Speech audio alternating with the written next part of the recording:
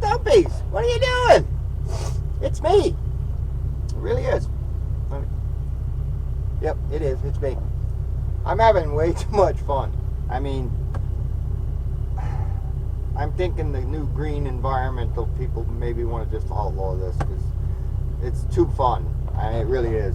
Let's cut some of these spruces. I got a path. There's an old road goes there. The township road's up above, so that stuff's got to be folded in.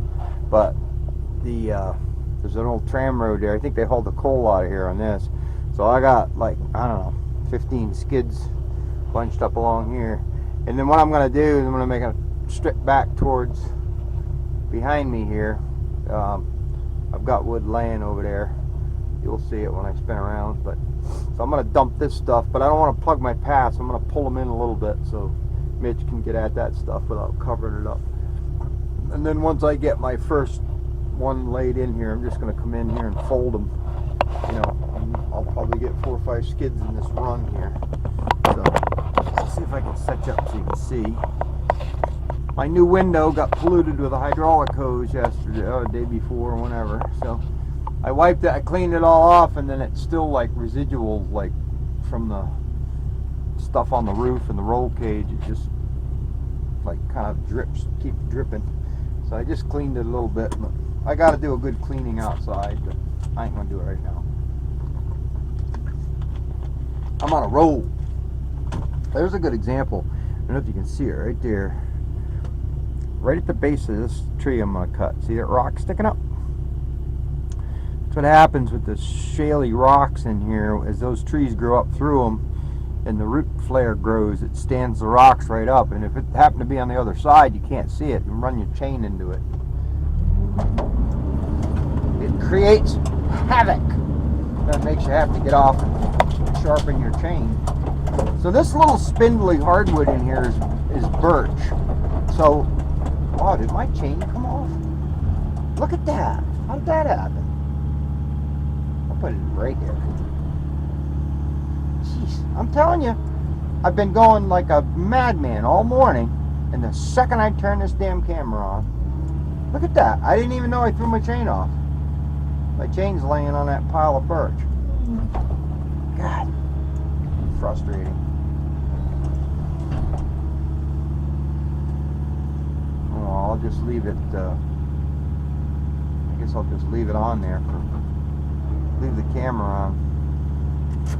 So you guys can come with me. We'll go put my chain back on. I hope it ain't broke. It's a brand new chain.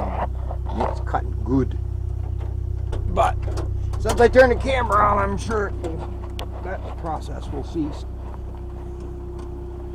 I'll show you what I'm talking about with this rock. I don't know if you could see it before. Oh, don't mind me jumping around like a big ape. Oh, I'll tell you what. I just, it's like every time I turn this thing on, it curses me. Crazy. Well, that's alright. You guys can see how this works. Chain. Oh man, look at this. I don't even know how I'm going to get that out of there. I've never had that happen before. Oh, it broke. Great. Oh, well, I can fix it. Ooh, you got to watch pulling on them, because pull on them just right and you'll carve your fingers all up because they're sharp. Alright, there's that rock I was telling you about. See how that grows like that? Now, if that happened to be on the other side of the tree, you can see where the root ball pushed that up, the root flare. But a lot of times they'll be laying in between the flares. And there's one right there. Speak of the little devil.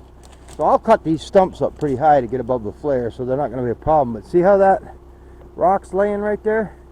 So if you go to make your cut, you come around and saw into that. It's like, oh boy. So anyway, yeah, this stuff here is black birch. And it makes nice pulpwood. I'll take a bottom piece off of that, you know, 20-footer or something, and then them last 10 or 12-foot little spindly things, we'll throw that in the load of pine and send it over to the grinder upper for mulch. Alright, let's see. I gotta fix my chain. Well, I was gonna make a nice short cutting video, but I guess, you know, what's the old saying? Plan in one hand and crap in the other. This stupid little camera mount keeps breaking on me. I'm trying to figure out how to get you guys mounted here so you can see.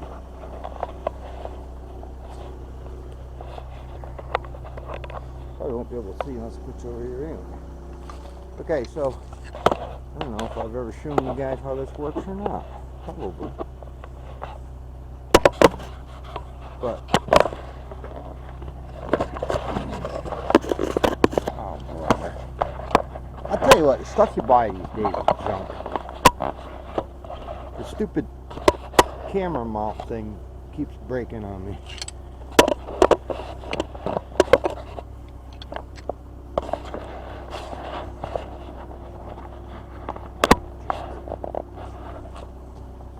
Try to find a spot to stick you all so you can see. Alright, so put my little hand shoes on. For those of you who don't know what hand shoes are. Now I lost my mitt. Yay. Wow. So much for a nice little easy video, huh? Alright, so what you gotta do is you gotta loosen these. It's a pretty simple way of making a chain adjuster and it works good. Alright, now these are slotted. Alright.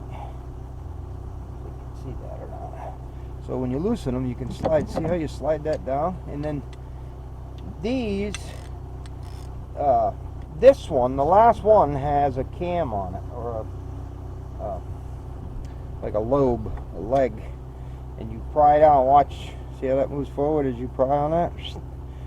So again, you need that all the way back to get your chain on, and then when you go to put you get your chain back on, and then you pry it and it tightens it up. I'll show you that too here in a minute.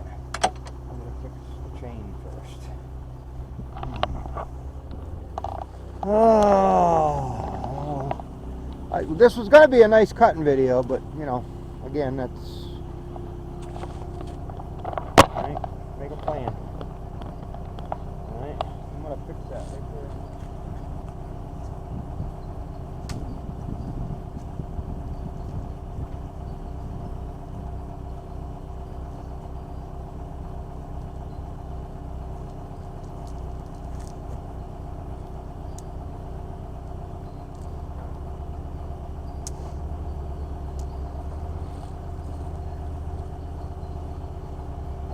Kind of odd I broke that chain.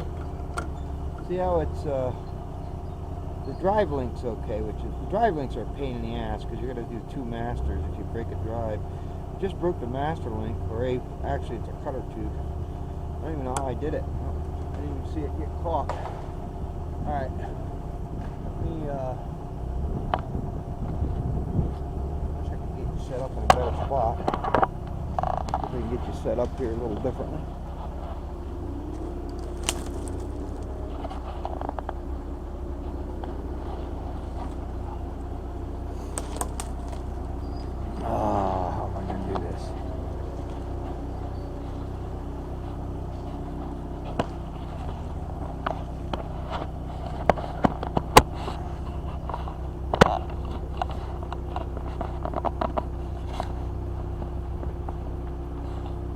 I don't know.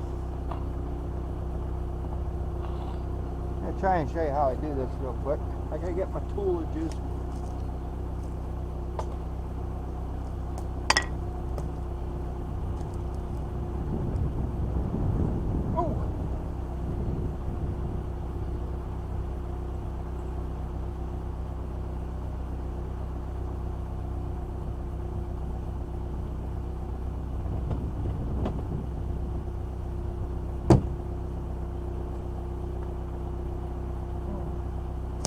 Oh.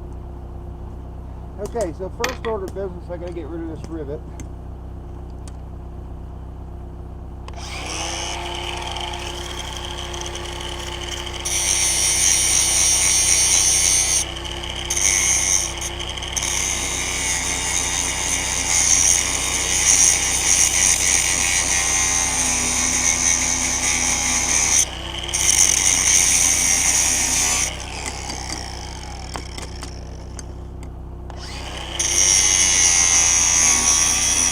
Some tough rivet. There. Alright, so I didn't change the dimension of my chain at all, because all I did was break a cutter off. So I suppose I could put a new cutter in it, but I think it'll be alright without it. I'm just going to throw a master link in there. Be quicker. Show you a little trick that I've learned on these master links, doing it this way. I rigged up a spinner thing in the Timco, and I ended up never even using it, but I couldn't get it to work properly. So these are the master links, much like a bicycle chain, you know. I keep bags of this junk with me, so I don't have to run out to the truck every 5 minutes, even though my truck is right over there today.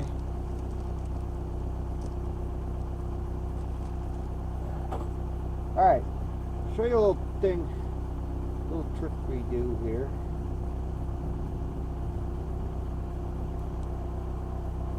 I do this just so I don't smash the shnikes out of my fingers trying to hold these things in. Because when you're trying to hold them with one hand, you beat on them with the other, it'll bounce on you. And when it bounces, it basically lifts one side of the rivet off of its proper seat here, and it can booger up pretty good. So it takes 2 seconds to do that, and then as you're bashing one down, the other one won't bounce around. Okay, are you ready? Watch your eyeballs. It'd be nice if I had my bigger hammer, but I don't know where it went. Somebody grabbed it, put a little hammer in. But anyway.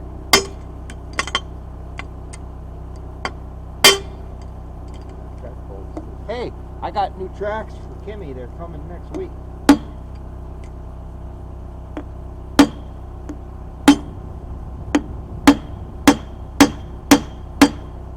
See how that keeps that from bouncing around? Because if you don't tape them, you got to try and sit here and hold them like that, and then bang, it gives you blood blisters. Puts lumps on your fingers quicker than you can rub them.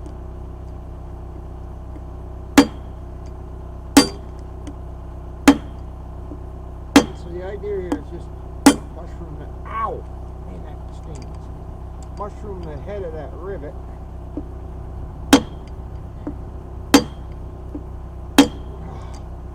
That stingus.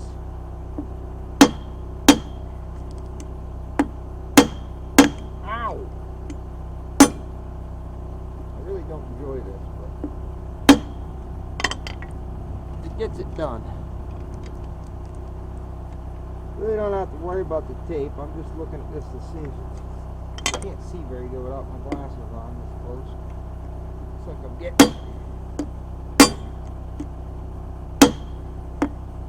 And yes, you can hit these too much and make them. You want to try and still keep it so the chain's pretty free. See? Pretty good, I think. That ain't coming off of there. Alright, let's go put this stupid thing on. I think Mitch just came in with a skiddy. See, there's all that wood laying in that. And I got wood way up on that lift. I probably got about 30 drags ahead. I still got wood laying over in here. So, me and Kimmy have been busy. Yes, we have. We are some busy, busy folk. I'm getting a few orders, which is good. I mean, you know, I shouldn't say a few. I mean, we're pretty busy. How long it's gonna last, I don't know. Who knows? But I know inventories of everything are dwindled, so we should be busy for a while. Well, we'll see. It is what it is.